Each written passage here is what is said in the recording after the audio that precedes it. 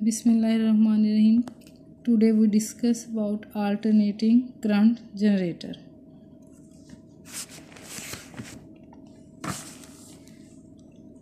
Alternating current generator, सबसे पहले हम इसकी डेफिनेशन को डिस्कस करेंगे.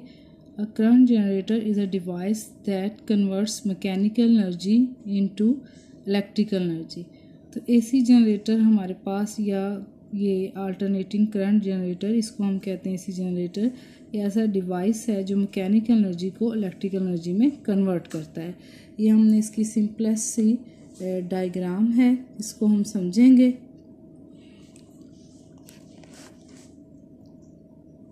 We have learned that when a current carrying coil is placed in a magnetic field, a torque acts on it that rotates the coil. तक हमने ये discuss किया है कि करंट कैरिंग कंडक्टर को अगर हम मैग्नेटिक फील्ड में रखते हैं तो उस पर टॉर्क एक्ट करता है, तो कॉइल जो है वो रोटेट करती है. What happens if a coil of wire is rotated in a magnetic field. इसका जो रिवर्स इफेक्ट है उसमें ये है कि अगर हम एक कॉइल को मैग्नेटिक फील्ड में रोटेट करवाएं तो क्या होता है, इसको हम डिस्कस करेंगे. Can a current be produced in the coil? Yes it done. Such a device is called a current generator.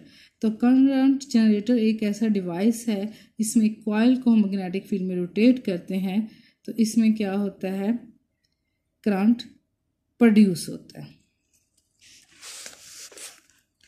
अब सबसे पहले हम ये करंट जनरेटर के प्रिंसिपल को डिस्कस करेंगे. The principle of an electric generator is based on Faraday's law of electromagnetic induction.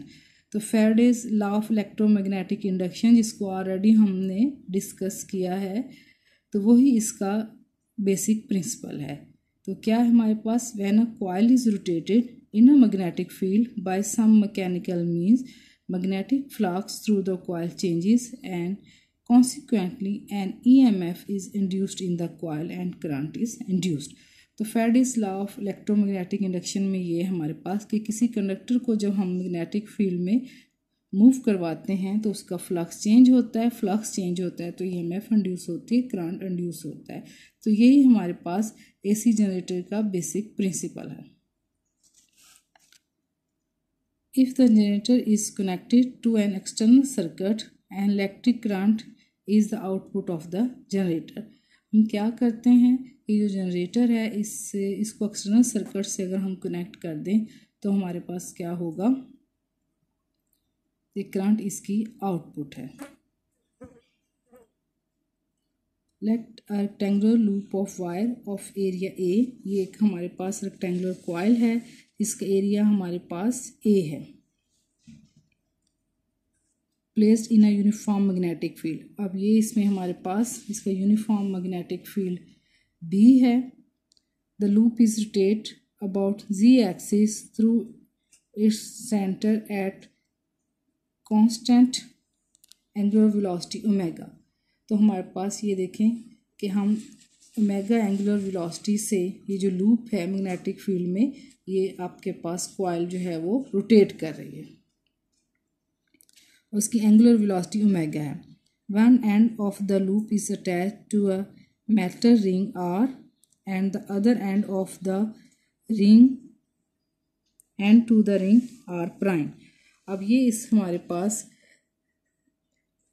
Coil के जो दो एंड हैं, एक को हमने रिंग R और एक R प्राइम, दोनों को ये एंड से कनेक्ट किया हुआ है. These rings called the slip rings. अब इन रिंग्स को हम कहते हैं स्लिप रिंग्स. ये हमारे पास हैं स्लिप रिंग्स R और R prime. Slip rings are concentric with the axis of the loop and rotate with it. अब हमारे पास जैसे जैसे ये कॉइल रोटेट करती है इसी तरह से ये स्लिप रिंग्स भी रोटेट करते हैं. Rings R prime slide against stationary carbon brushes to which external circuit is connected. अब हमारे पास ये जो स्लिप रिंग्स है ये अटैच नहीं है, लेकिन ये टच कर रहे हैं कार्बन ब्रशेस को। कार्बन ब्रशेस के साथ हमारे पास ये देखें एक्सटर्नल सर्किट है जहाँ पे हम करंट दे रहे हैं। To calculate the induced EMF in the loop, consider its position in this diagram। ये हमारे पास ऊपर से हम देख रहे हैं ये जो कॉइल है इसकी ये साइड हमारे पास ए बी है और ये साइड बी सी है और ये साइड हमारे पास सी डी है और ये डी ए है। इसकी ये 4 साइड्स हैं। इसकी जो ए डी साइड है इसको ऊपर से हम देख रहे हैं तो हमारे पास इस तरह से पोजीशन बन जाएगी।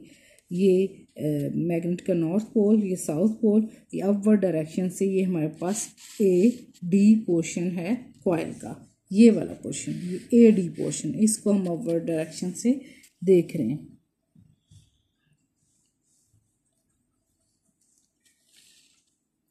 While it is rotating anti clockwise, और जो कॉइल की डायरेक्शन है रोटेशन की वो एंटी क्लॉकवाइज है। The figure shows the top view of the coil, हम कॉइल का टॉप व्यू देख रहे हैं। The vertical side A B of the loop is moving with velocity v in the magnetic field, और ये velocity की direction है magnetic field में और ये मैग्नेटिक फील्ड की डायरेक्शन है। तो theta is the angle between velocity and magnetic field. If the angle between V and B is theta, the motional EMF induced in the side AB has the magnitude। अब हमारे पास ये जो coil है इसकी side A B है, B C C D और D A। तो फर्स्ट ऑफ ऑल ये हमारे पास जो A B साइड है जब ये कॉइल एंटी क्लॉकवाइज रोटेट करेगी ये इसका टॉप व्यू हमें A D नज़र आ रहा है। तो ये जो A B साइड है ये उसकी वेलोसिटी होगी और ये वेलोसिटी का एंगल थीटा बनेगा मैग्नेटिक फील्ड के साथ। अब ये कॉइल कि ए बी साइड जब मैग्नेटिक फील्ड में मूव करेगी जो मोशनल ईएमएफ इंड्यूस्ड होगी तो that is equal to V B L sine theta.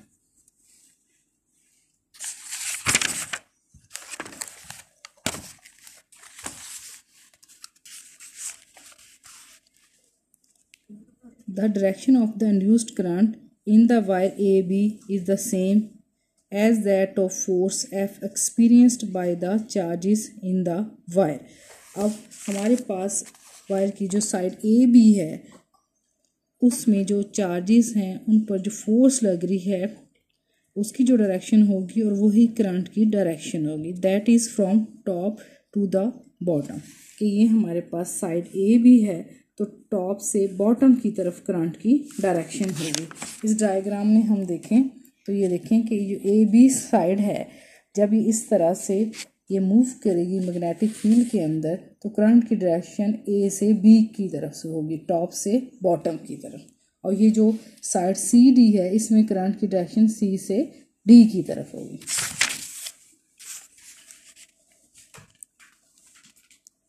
The same amount of EMF is induced in the side CD, but the direction of the current is from bottom to the top।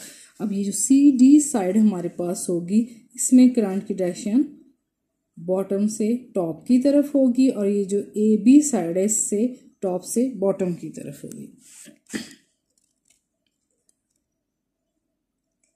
Therefore, the induced EMF equal to VBL sin theta, लेकिन दोनों की जो magnitude होगी वो same होगी। The net contribution to EMF by sides C, B and DA is 0 because the force acting on the charges inside BC and DA is not along the wire। तो उनमें जो EMF इंड्यूस होगी वो 0 होगी। जो sides हमारे पास BC और DA हैं, ये वाली ये साइड और ये साइड, इन दोनों में जो EMF इंड्यूस्ड है उसकी मैग्नीट्यूड हमारे पास 0 होगी क्योंकि इनमें जो चार्जेस हैं उन पर जो फोर्स लग रही है वो अलोंग द वायर नहीं है।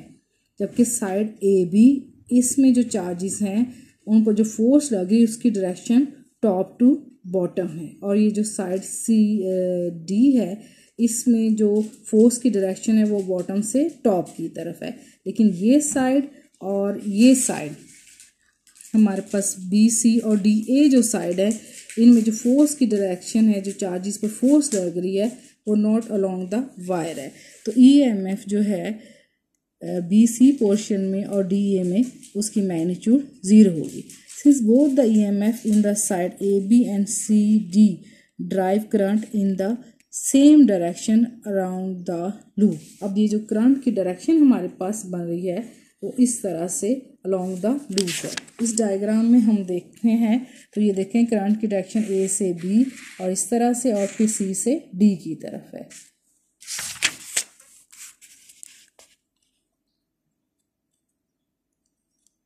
The total EMF in the loop is, अब ये टोटल EMF है, ये BC और DA इन पोर्शन की वजह से EMF की जो मैग्नीट्यूड है वो 0 है। अब जो नेट EMF है हमारे पास AB पोर्शन और CD की वजह से है। इन दोनों को हम एडअप कर लेंगे तो EMF हमारे पास क्या होगी, AB पोर्शन में VBL साइन थीटा, और ये जो हमारे पास CD पोर्शन में है, CD साइड है जो लूप की, VBL साइन थीटा। तो टोटल EMF हमारे पास होगी 2VBL साइन थीटा। तो अब ये सिंगल लूप के लिए हमारे पास टोटल EMF आ गई। अगर हमारे पास कॉइल की n टर्न्स हों, if the loop is replaced by a coil of n turns, एक टर्न के लिए ये होगी, अगर हमारे पास n टर्न्स हों तो total EMF in the coil will be equal to 2NVBL sine theta. और इसमें हमारे पास V क्या है, linear speed. The linear speed V of the vertical wire is related to the angular speed omega by the relation. अब ये जो linear velocity V है that is equal to R omega. R क्या है, वो radius है हमारे पास, ये है R। जिस सर्कल में ये कॉइल हमारे पास रोटेट कर रही है तो उसका ये जो रेडियस है ये हमारे पास R है, और ओमेगा हमारे पास क्या, angular velocity. This is the relation between linear and angular velocities. तो ये V की वैल्यू इस इक्वेशन में 15.21 इक्वेशन में हम पुट कर देंगे तो हमारे पास ये इक्वेशन आ जाएगी, EMF equal to 2N omega R BL sine theta. और इस इक्वेशन में हम 2 को, R को और L को ये सेपरेट करके इस तरह से लिख लेंगे, N omega 2R L B sine theta. L is the length of the coil. ये जो हमारे पास सिंगल लूप है तो ये जो AB साइड है ये CD, इसकी लेंथ हमारे पास L है। और ये देखें कि यहाँ से यहाँ तक का जो हमारे पास ये लेंथ R है, this is R and this is also equal to R। तो ये R और ये R मिलके इस साइड की हमारे पास लेंथ बन जाती है 2R। जो कॉइल है इस साइड की लेंथ हमारे पास AB साइड जो है वो L है या CD, और ये जो लेंथ है BC या DA, इस साइड की लेंथ हमारे पास 2R हो जाएगी। R and R, this is equal to 2R। Now 2R into L, length into width, that is equal to area of the coil। तो ये जो एरिया है कॉइल का हमारे पास that is equal to 2RL। अब ये वैल्यू हम इस इक्वेशन में पुट कर देंगे तो इक्वेशन 15.22 हमारे पास आ जाएगी, EMF equal to N omega AB sine theta. A is area of the coil. The angular displacement theta equal to omega T। अभी जो थीटा है इसकी वैल्यू भी हम पुट करेंगे, theta equal to omega T इस इक्वेशन नंबर 15.22 में। तो हमारे पास इक्वेशन आ जाएगी EMF equal to N omega AB sine omega T। Omega is the angular velocity. ये जो इक्वेशन है 15.23 shows that the induced EMF varies sinusoidally with time. It has the maximum value E naught when sin omega t equal to 1। अब इस equation में अगर sin omega t इसकी value हमारे पास 1 हो जाए, क्योंकि sin थीटा की जो मैक्सिमम वैल्यू है वो हमारे पास 1 है।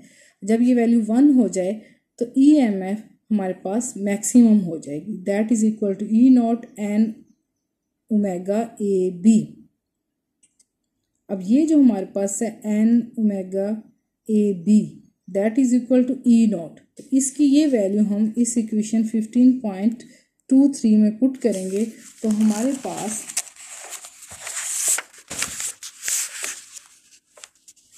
EMF की इक्वेशन आ जाएगी equal to E0 sine omega t।